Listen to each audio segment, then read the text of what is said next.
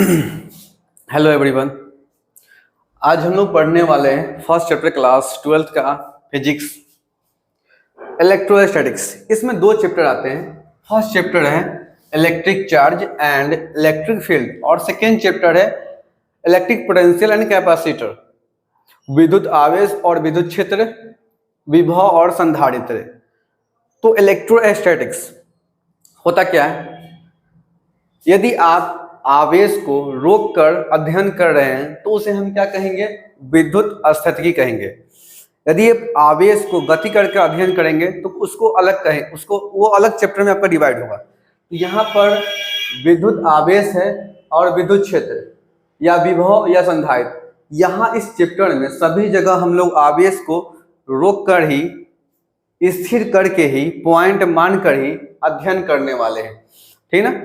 इसलिए चैप्टर के ये सब अंतर्गत आता है। ये चैप्टर या विभव या संधारित्र या आवेश या विद्युत क्षेत्र, इस सभी चैप्टर में आप देखिएगा आगे अगला क्लास में, नेक्स्ट क्लास जो आपका आएगा उसमें आप लोग देखिएगा कि सभी चैप्टर में जब आवेश का बात आएगा तो आवेश एक पॉइंट की तरह रुका हुआ होगा। जैसे कूलम्ब्स लॉ में देख लीजिएगा, यहाँ Q1 एक रुका हुआ होगा, ये गति में नहीं हुआ, ये रुका हुआ होगा। तो इसीलिए इस चैप्टर को नाम दिया गया विद्युत स्थितिकी, मतलब आवेश रुका हुआ है, इसलिए उसका चैप्टर का नाम हो गया विद्युत स्थितिकी। तो विद्युत स्थितिकी क्या होता है? स्थिर आवेश के बारे में अध्ययन करना विद्युत स्थितिकी कहलाता है। या आप ऐसे भी कह सकते हैं, the branch of physics in which we study about charge at rest is called electrostatics. Branch भौतिकी की वह शाखा जिसके अंतर्गत हम लोग रुके हुए आवेश के बारे में अध्ययन करते हैं तो उसे क्या कहेंगे? हम विद्युत स्थितिकी कहेंगे। अब आपका फर्स्ट चैप्टर है विद्युत आवेश और विद्युत क्षेत्र। तो सबसे पहले हम लोग विद्युत आवेश के बारे में पढ़ेंगे। उससे पहले कुछ है संबंधित विद्युत क्या होता है, विद्युत संबंधित कुछ बातें हम पढ़ लेते, डिस्कस कर लेते हैं। विद्युत स्थितिकी क्या होता है हम आपको बता दिए। स्थिर आवेश के बारे में अध्ययन करना विद्युत स्थितिकी कहलाता है। उसके बाद विद्युत क्या कहलाता है? यदि कोई भी घर्षण पदार्थ है तो घर्षण पदार्थ में क्या आता है? वो घर्षण, और किसी पदार्थ को आप घर्षण करते हैं तो उसमें एक गुण आ जाता है जिससे वह हल्की वस्तु को आकर्षित करने लगता है, ठीक ना। तो उसको हम क्या कहते हैं? विद्युत कहते हैं। तो वैसा पदार्थ, वैसा घर्षण पदार्थ जिसमें हल्की वस्तु को आकर्षित करने का क्षमता हो, उसे क्या कहते हैं? विद्युत कहते हैं। उसके बाद घर्षण विद्युत क्या होता है या स्थिर विद्युत क्या होता है? घर्षण विद्युत या स्थिर विद्युत उसे कहते हैं जो रगड़ने या घर्षण, घर्षण विद्युत मतलब घर्षण से विद्युत उत्पन्न होता हो, उसे क्या कहेंगे? हम घर्षण विद्युत कहेंगे। नेक्स्ट इसी से रिलेटेड कुछ वर्ड है। विद्युतीकृत या विद्युत आवेशित क्या होता है? जिसमें आकर्षण करने का गुण हो। कोई भी वस्तु अगर वह आकर्षित करता हो या विकर्षित करता हो तो उसे हम क्या कहेंगे? विद्युत आवेशित कहेंगे, ठीक है। तो ये संबंधित, इससे विद्युत स्थितिकी से संबंधित ये वर्ड था, इसलिए आपको हम बता दिए। चलिए आपका स्टार्ट होता है फर्स्ट चैप्टर विद्युत चार्ज। विद्युत आवेश होता क्या है? देखिए, विद्युत आवेश किसी भी वस्तु का एक स्वाभाविक गुण होता है, आंतरिक गुण होता है, जिसके कारण दो वस्तुओं के बीच विद्युत बल कार्य करता है, ठीक है। जैसे आप देख सकते हैं एक आवेश Q, आवेश को Q से जोड़ किया जाता है, स्मॉल q हो या कैपिटल Q से आप सूचित कर सकते हैं। तो क्या कहा जा रहा है? दो वस्तुओं के बीच विद्युत बल कार्य करता है। तो सपोज कीजिए कि आपके पास एक वस्तु जिस पर आवेश है Q और सेकेंड पर भी आवेश है Q, लेकिन वह निर्भर करता है कि वह आवेश कैसा है, प्रकृतिक कैसा है, उसका प्रकार कैसा है, धनात्मक है या ऋणात्मक है। तो आगे हम समझेंगे कि आवेश धनात्मक कब होता है, ऋणात्मक कब होता है, आवेश कैसे बनता है। तो सबसे पहले हम विद्युत आवेश क्या होता है आप समझ गए। विद्युत आवेश किसी भी वस्तु का एक स्वाभाविक गुण होता है या आंतरिक गुण होता है जिससे कारण विभिन्न वस्तुओं के बीच विद्युत बल कार्य करता है। तो आवेश कैसे बनता है? जब दो विभिन्न वस्तुओं को, जैसे सपोज कीजिए एक दो विभिन्न वस्तु है, ऑब्जेक्ट है, जब इसको आप आपस में रब कीजिएगा, घसीएगा, घर्षण कीजिएगा या रगड़िएगा, तो दोनों में क्या होगा, उष्मा उत्पन्न होगा। रगड़ के आप देख सकते हैं उष्मा उत्पन्न होगा। उष्मा उत्पन्न होने के कारण उसमें इलेक्ट्रॉन और प्रोटॉन दोनों होता है। वस्तु के अंदर क्या होता है, आप पढ़े होंगे 11th क्लास के अंदर कि किसी भी ऑब्जेक्ट के अंदर, किसी भी वस्तु के अंदर आपका इलेक्ट्रॉन ई से डिनोट करते हैं, प्रोटॉन और क्या होता है, न्यूट्रॉन होता है। ये 11th क्लास में पढ़ चुके हैं आप लोग, नहीं पढ़े उसके लिए हम बता देते हैं कि किसी भी वस्तु के अंदर इलेक्ट्रॉन, प्रोटॉन और न्यूट्रॉन होता है, ठीक है।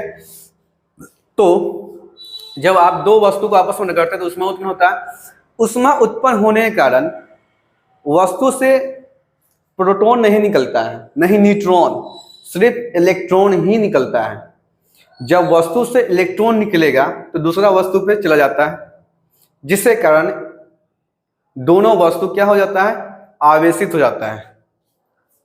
तो आप डेफिनेशन भी दे सकते हैं, जब दो विभिन्न वस्तुओं का आपस में रगड़ा जाए तो उसमें उत्पन्न होने के कारण इलेक्ट्रॉन एक वस्तु से दूसरे वस्तु पर चला जाता है, जिससे वस्तु आवेशित हो जाता है। कुछ एग्जाम्पल आपके लिए हम बता रहे हैं। जैसे एक हम वस्तु यहां ले लेते हैं, यहां कर रहे हैं ना दो विभिन्न वस्तु के यहाँ बात हो रहा है। तो एग्जाम्पल में आप देख सकते हैं एक वस्तु कांच का छड़ और एक रेशम का कपड़ा। जब आप कांच के छड़ को रेशम के कपड़े के साथ, जैसे आप सपोज कीजिए कि ये आपका ग्लास रड है, कांच का छड़ है,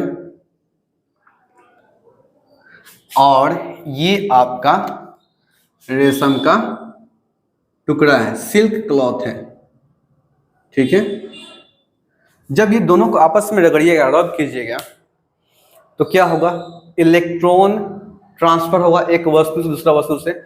लेकिन यहाँ पे ग्लास रड के अंदर प्रकृति एक इसका खासियत होता है, इसका एक गुण होता है जो क्या करता है, ये अपने अंदर से इलेक्ट्रॉन निकाले कहाँ भेजा जाता है, इस पे चला जाता है इलेक्ट्रॉन। यहाँ से इलेक्ट्रॉन निकला, इस पे चला जाता है। एक खासियत होता है इसके अंदर, ग्लास रड और सिल्क क्लॉथ के अंदर खासियत होता है कि जब आप दोनों को आप रब करते हैं आपस में, तो ग्लास रड से ही हमेशा इलेक्ट्रॉन निकलेगा और सिल्क क्लॉथ हमेशा इलेक्ट्रॉन को ग्रहण करेगा। तो जिससे इलेक्ट्रॉन निकलेगा ना, वह पॉजिटिव हो जाता है, और जिस पे इलेक्ट्रॉन जाता है वह निगेटिव हो जाता है। तो यहाँ पर जो कांच का छड़ होगा, इसका प्रकृति कैसा हो जाएगा, धनात्मक, और इसका प्रकृति कैसा हो जाएगा, ऋणात्मक। मतलब आप बढ़िया से एग्जाम्पल लिखना चाहते हैं पूरा वर्ड में, तो ऐसे लिख सकते हैं, जब कांच के छड़ और रेशम के कपड़ों को आपस में रगड़ते हैं तो रगड़ने से इलेक्ट्रॉन कांच के छड़ से निकलकर रेशम के कपड़े पर चला जाता है, जिससे कांच का छड़ धनावेशित और रेशम का कपड़ा ऋणावेशित हो जाता है। सेकेंड एग्जाम्पल जस्ट लाइक इसी तरह है, ऊन का कपड़ा और एम्बर। तो ऊन का कपड़ा और एम्बर को भी जब आप रगड़, अच्छा एम्बर देखिए, एम्बर एक पदार्थ होता है जो समुद्र के किनारे पर मिलता है, ठीक ना, चिपचिपा एक पदार्थ होता है, ठीक ना, लाइक अ गुंद, वैसा एक पदार्थ होता है एम्बर। तो ऊन का कपड़ा और एम्बर जब दोनों को आपस में आप रगड़ते हैं, दोनों को आप रब करते हैं आपस में, तो यहाँ भी ऊन के कपड़ा से ही हमेशा इलेक्ट्रॉन निकलेगा और एम्बर पर चला जाएगा। तो यहाँ पे इलेक्ट्रॉन आता है, जहां पर इलेक्ट्रॉन जाएगा वो नेगेटिव, और जहां से इलेक्ट्रॉन निकलेगा वो हो जाएगा पॉजिटिव। तो इसको भी ऐसे लिख सकते हैं, जब ऊन के कपड़ा को एम्बर के कपड़े के साथ रगड़ते हैं तो ऊन के कपड़ा से इलेक्ट्रॉन निकलता है और एम्बर में चला जाता है, जिससे एम्बर ऋणावेशित और ऊन कपड़ा धनावेशित हो जाता है। फिर उसी तरह से बिल्ली एक हाल है और इबोनाइट छड़ है। तो कैट स्किन और इबोनाइट रड को जब आप आपस में रगड़ते हैं तो इसी तरह से यहाँ भी यहाँ से इलेक्ट्रॉन निकलेगा और इसमें इलेक्ट्रॉन चला जाता है, तो ये हो जाएगा धनावेशित और ये हो जाएगा ऋणावेशित। अच्छा, कुछ एग्जाम्पल है, जैसे कुछ ऐसा ही मात्रक है, जैसे ऐसा ही मात्रक कूलम होता है। ये कूलम कैसे आता है आप एक बार देख लीजिए, आवेश का ऐसा ही मात्रक कूलम होता है। कैसे होता है एक बार आप देख लीजिए, इसको समझ लीजिए। देखिए, आवेश का फॉर्मूला करंट से अगर आप लेते हैं तो Q इक्वल टू क्या आता है फॉर्मूला, IT। I बराबर Q/T होता है करंट का फॉर्मूला, विद्युत धारा का फॉर्मूला। Q बराबर उससे आ गया IT निकल के। देखिए I बराबर क्या होता है, Q/T फॉर्मूला, यहां से निकल कर आ गया Q बराबर IT। तो यहां से आप सपोज कर लीजिए कि ये आवेश का फॉर्मूला है Q बराबर IT। यदि आपको SI मात्रक निकालना हो तो आप क्या करो, Q, I का SI मात्रक आप लोग पढ़े होंगे, नहीं पढ़े तो आप बता देते हैं।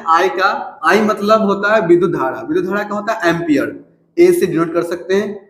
T समय, टाइम, इसका होता है सेकेंड, SI मात्रक में समय का होता है सेकेंड। एम्पियर इंटू सेकेंड को बोला जाता है कूलम्ब। क्या बोला जाता है, कूलम्ब, याद रखिएगा वो, ठीक है, कूलम्ब। शॉर्ट में इसको आप C बोल सकते हैं। तो आवेश का SI मात्रक क्या हो गया, कूलम्ब। उसी तरह से आप CGS मात्रक निकाल सकते हैं। तो CGS मात्रक भी फिर से आपको वही सूत्र Q बराबर IT पर एप्लीकेबल होगा। तो एम्पियर, I का क्या होगा, एम्पियर आप लिखिएगा, और T का, CGS में I का नहीं होता है, ठीक है ना, इसको आप बोल सकते हो सीधा स्टेट कूलम्ब। डायरेक्ट ये CGS में स्टेट कूलम्ब में बदल कर आ जाता है, स्टेट कूलम्ब, ठीक है। CGS में डायरेक्ट ये बदल कर आता है। I का एम्पियर होता है, CGS में भी एम्पियर ही होना चाहिए लेकिन होता नहीं है, डायरेक्ट इसका कूलम्ब का हो जाता है स्टेट कूलम्ब। स्टेट कूलम्ब का दूसरा भी नाम है फ्रैंकलाइन। अच्छा, एक वो और बात है जो ऑब्जेक्टिव केस में आपसे आ सकता है एग्जाम में, कि एक कूलम्ब में कितना स्टेट कूलम्ब होता है, तो याद रखिएगा 3 × 10⁹ स्टेट कूलम्ब। या आपसे पूछ सकता है कि एक स्टेट कूलम्ब में कितना कूलम्ब होता है, तो इसको आप याद रखिएगा 1/3 × 10⁻⁹ कूलम्ब, ठीक है। इसको हम उल्टा कर दिए, रेसिप्रोकल में लेंगे तो आइए। कुछ और है, एक कूलम्ब आवेश में कितना ESU होता है, वही 3 × ऊपर ही वाला ही लिखा हुआ है 9 ESU। EMU आपसे पूछेगा तो 1/10, और एब कूलम्ब में 1/10 होता है। तो आपका आज का इतना ही का क्लास रहेगा। नेक्स्ट क्लास में हम बात करेंगे कि आवेश का प्रकार, आवेश कितने प्रकार का होता है, ठीक है। उसके बाद हम कूलम्ब्स लॉ को डिस्कस करेंगे, आवेश का गुण का डिस्कस करेंगे नेक्स्ट क्लास में। तो अगले क्लास में हम लोग मिलते हैं फिर से। Thank you.